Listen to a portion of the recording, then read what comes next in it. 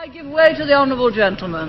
There is no doubt that the Prime Minister has in many ways achieved substantial success. There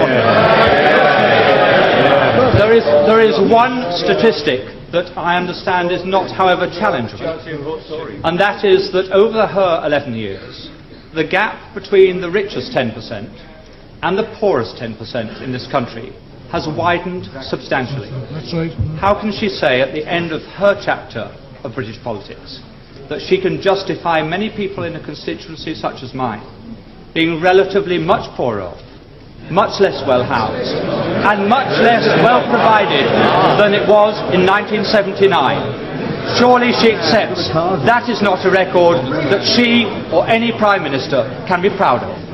Mr. Speaker, all levels of income are better off than they were in 1979.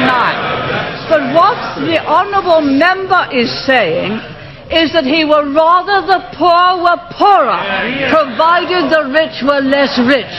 That way you will never create the wealth for better social services as we have.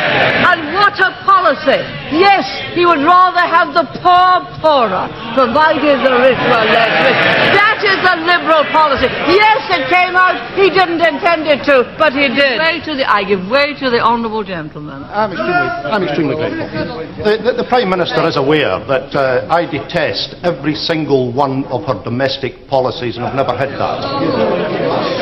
And I think that the honourable gentleman knows that I have the same contempt for his socialist policies as the people of East Europe who have experienced it have it for theirs. I think I must have hit the right nail on the head when I pointed out that the logic of those policies are they'd rather have the poor poorer. Once they start to talk about the gap, they'd rather the gap were that. Down here. That. Not that. But that. So long as the gap is smaller, they'd rather have the poor poorer.